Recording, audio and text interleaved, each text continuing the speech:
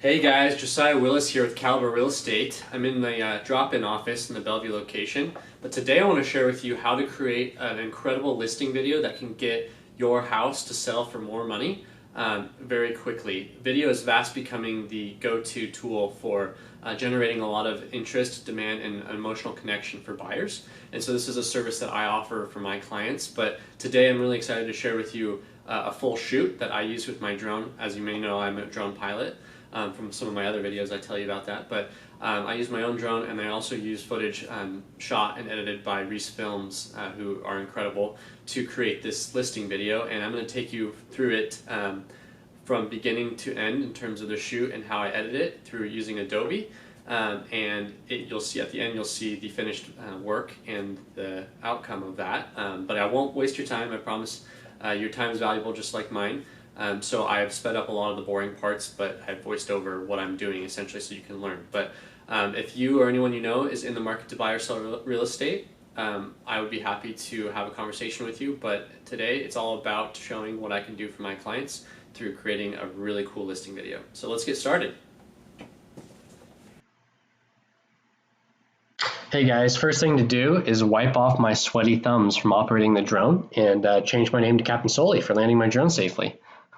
Now, first thing is we import the drone footage into Adobe Premiere for editing.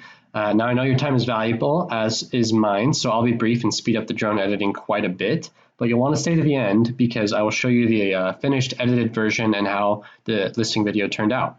So videos on high price point properties can fetch much more interest, and more interest often means to higher price points, and that's why I do video for my clients. So let's get into it.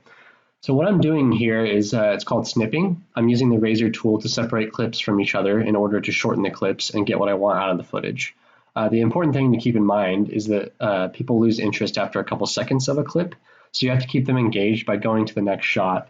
Amateurs make the mistake of thinking that a 10-second clip of the same thing is cool enough to keep people interested, but they're vain and self-centered, and it's not true. So what was I saying? Just kidding. Just wanted to see if you're paying attention. So you'll notice that I keep moving video snippets to the space above the current timeline. This is to separate the footage I'm keeping from the footage I'm not going to be keeping because it doesn't make the grade. So some of the footage I'll be throwing out is video that is overexposed. This means it looks whitewashed or has too much light coming in and making everything look white and non-defined. Some of the footage is when the sun is entering the lens directly, or when I'm filming over the white rooftop, as you'll see in the as I'm editing this. So if you notice, the best shots that I keep are shots that play with the basics of good photography and videography, which are symmetry, rule of thirds, use of foreground and background, just to name a few. My best shots are shots that include cool angles with the house either completely in the shot, or with your eye looking out to the water in the background and the house in the foreground. For drone footage, people who don't have a photographer or a videographer background often think that taking the drone up to the highest point you can possibly go and taking shots from there are the coolest, when in reality, the closer you are to your subject, the better the shot turns out. The point of a drone is to get footage that you normally couldn't from a unique vantage point, but the point is also to utilize the foundations of good photography and videography to create interesting shots. Another rookie mistake that amateurs make is including shots where the drone or camera shows changes direction or speed or any unnecessary abrupt movement. So shots should be steady in the direction of movement that the drone is moving and or camera, and most of this is done in post-production where you can edit the footage to take out any of these troublesome shots, but a steady thumb and a defined path for the drone is sort of ideal so that you're not having abrupt changes in camera angle and in speed and direction that shows throughout the video footage. But as far as editing goes, the lifesavers of editing are the shortcuts in Adobe that allow you to move and edit quickly. Some include the ability to transfer back and forth through tools or from clip to clip by pressing A and S. This speeds up the process tremendously, and it's what all good videographers use when editing, is all these shortcuts to make the process smoother. One thing to keep in mind is finished video length, given the fact that the medium you'll be advertising on has restrictions. So if I'm going to be sharing this on Facebook, Paid Facebook advertising is a limitation of 2 minutes, same with Instagram. YouTube has different options depending on what type of ad you're going to create, but keep in mind that these are paid advertising and not organic posts on any of these mediums. But that's one thing to keep in mind as a videographer and editor of how you're making a video, how long you make the video. So here you can see I use the scroll bar at the bottom to effectively zoom in or out of the footage in order to more microscopically cut or edit footage on a second by second basis for more exact editing, essentially. I can also move across the entire footage timeline quickly by doing this. Just one thing to point out real quick, any footage you see on my timeline that says DJI is actually from my drone, and the blue footage starting with P is from my HD 4K camera that I took separately.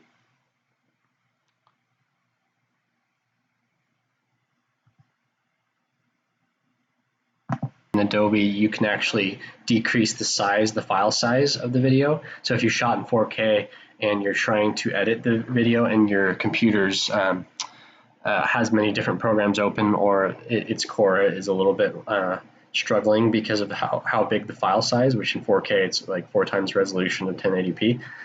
What you can do is actually downsize using what's called proxies, the footage while you work and edit with the footage. What you can do is actually use a proxy to lower the file size to 720 or even 1080p, work with the footage then, and then once you're done, resubmit it back into 4K using the proxy. So that's something that's pretty cool you can keep in mind.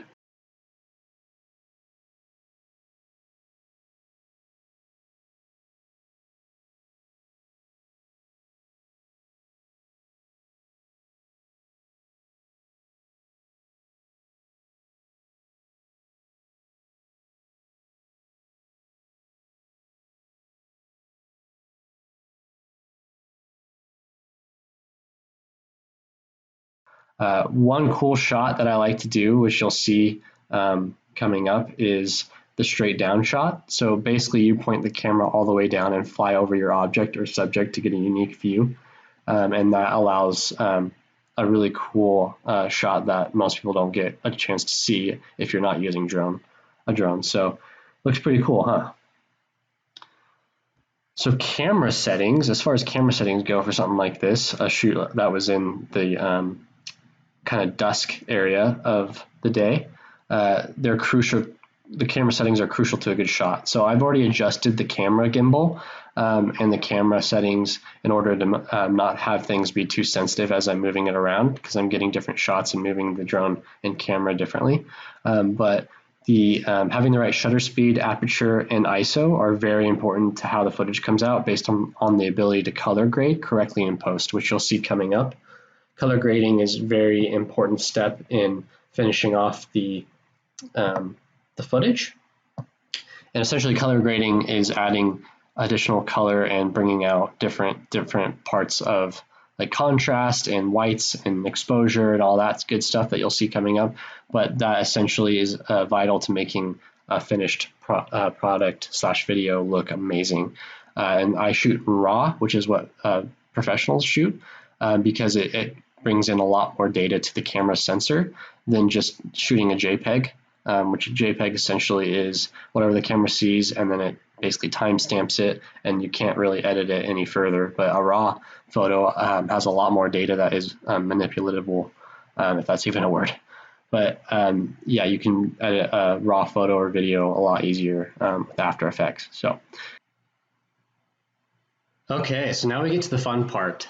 Choosing the music for the video that you're editing. Now, there are quite a few websites that allow you to purchase a song royalty from a musician for use in a custom video, but I like Audio Jungle and PremiumBeats.com. But like I said, there's so many different ones that you can choose from.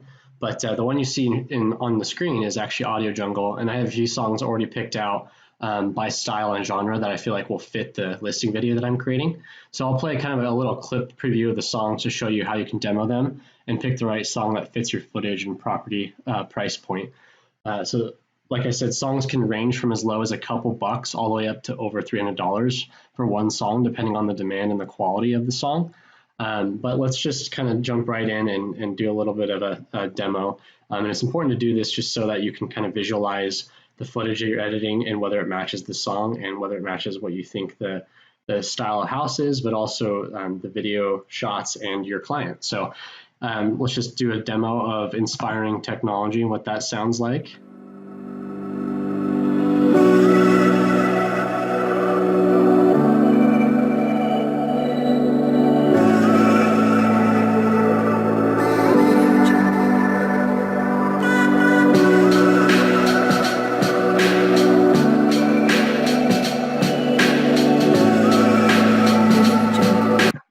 So that one could be pretty cool, but it seems a little slow. So I'm going to go back to my other ones. One thing that's not showing in here that's something to take into consideration is it will show you how many beats per minute there are in the song, and that kind of can give you an idea right off the bat how fast you want a song to be, and clicking into that to demo it.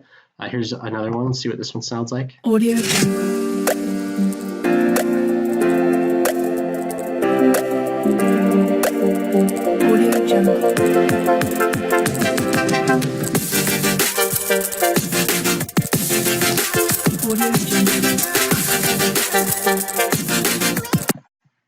That was pretty cool.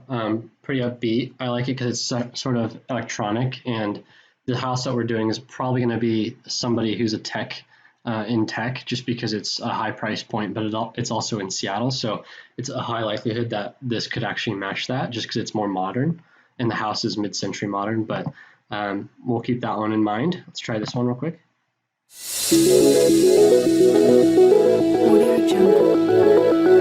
Yeah, I don't really care for that one that much, because that one would be hard to edit to. Audio Jungle.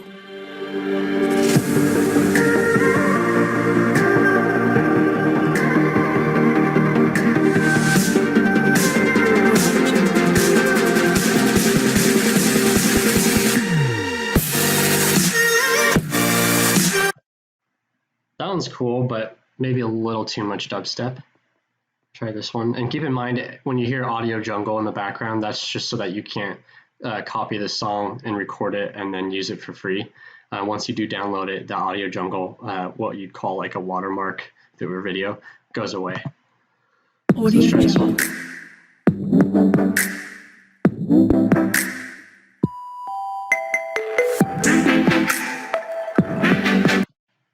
So I like that one a lot. That one makes sense from the beat perspective. Let's try this one real quick.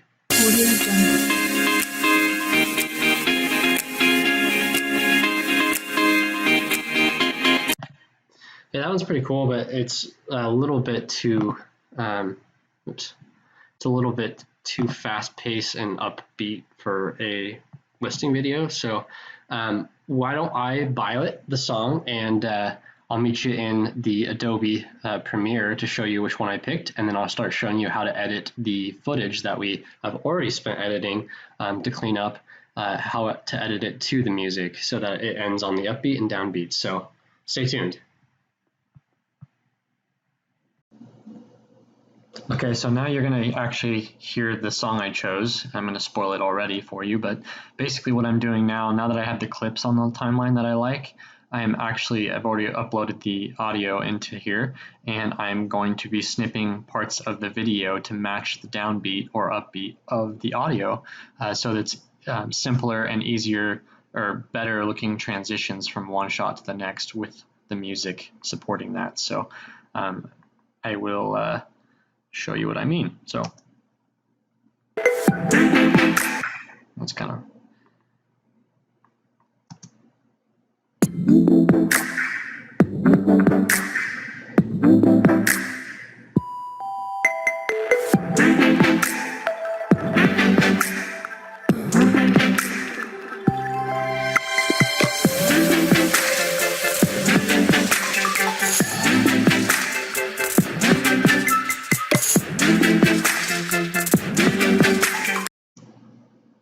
So as you can see there, the clip is very precisely timed on the actual beat of the music. I'll move this guy over. Let's see if I got that timed right. Yeah, I'm gonna zoom in on that. Actually, I want to zoom in like this. So let's see. Oh, that's too far.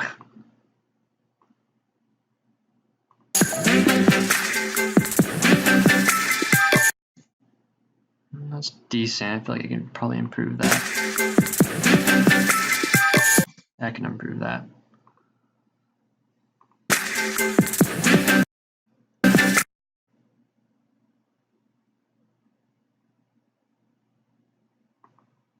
Let's do this.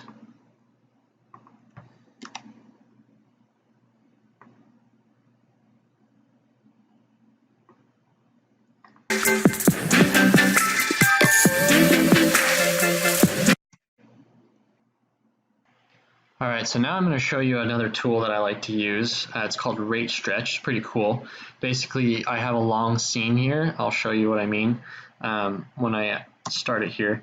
Basically, it's spanning the entire length of the deck and house, and it could have people lose interest with how long it takes to get through this scene. But I like it, so I'd like to keep it to show the length of the house and how big it is. So going back to that scene, what I'll do is something called Rate Stretch. A pretty cool tool here. I'll press R for a shortcut, and I'll take this clip in between both, and I will shorten this quite a lot. Then I will drag this back over here, and I'll show you just the result of that, doing that, what happens. So it's going through, showing the deck, then it speeds up, and then goes back like that. Pretty cool, huh? Okay, so now we get to color grading. Basically, since I've recorded the footage in RAW, I can adjust the coloring and lighting to the video snippets using Adobe's Lumetri color settings, which I pull up here. If you notice, I have a specific clip selected on the timeline, it's highlighted, and I already selected the Lumetri color effect and added it to the clip in order to start adjusting the video coloring. The main options for color grading are adjusting temperature, tint, exposure, contrast, highlights, shadows, whites, blacks, and saturation. Temperature and tint are used to add or change warmness or coldness to the photo or video. Basically, adjusting temperature adds or subtracts orange and blue, and adjusting tint adds or subtracts red and green throughout the video. In this case, I don't really need to adjust these because I like the lighting sort of as is, since I filmed it at dusk.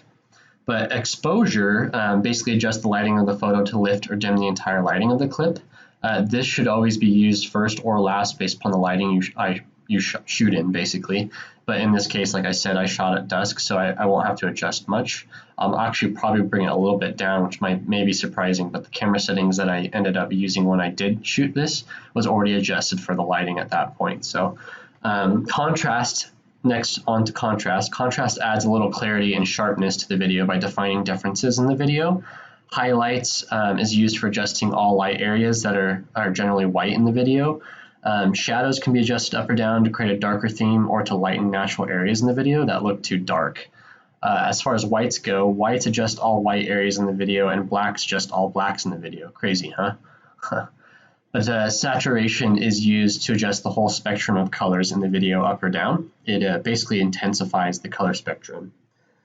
So basically, I have a set standard that I use in terms of each one of these. I have a certain number that I adjust it to depending on the lighting that I shot in and what's in the shot. But I change it accordingly to the specific shooting conditions and what's in the shot. So I won't bore you with how long it takes, but the cool thing is I can adjust one clip the way I like it and then copy and paste the same color settings across other clips that were shot in similar lighting and characteristics. To edit more quickly and keep the same consistency from shot to shot. So as you watch, you'll notice I'm playing with the Lumetri settings to get the footage the right coloring for what I'm going for.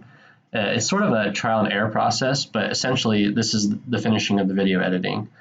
Now, if you made it this far, congratulations. Let me know how you feel, how it turned out by liking the video or commenting through my YouTube channel. But also keep in mind that the footage you see of inside the house and on the deck and patio were actually filmed by Reese Films in Seattle. They're a company I partner with in hiring them for the high price point properties to take footage and then edit it. But they're very professional, and I've worked with I work with them on many high-end I work with them and they're really professional and they've worked on many high-end brand names, including Ducati. So I wanted to give them a shout out and credit where credit is due. Like I said, they videographed or took video and edited the sections in this video that you'll see upcoming with respect to anything internally in the house and then also on the deck and patio area. But I did all the drone footage in this video. So hope you enjoy the finished product, and let me know how I may be able to help you by giving me a call to list your property or help you find the right property. So it's Josiah Willis signing off, and here's the finished product. Thanks, guys. Take care.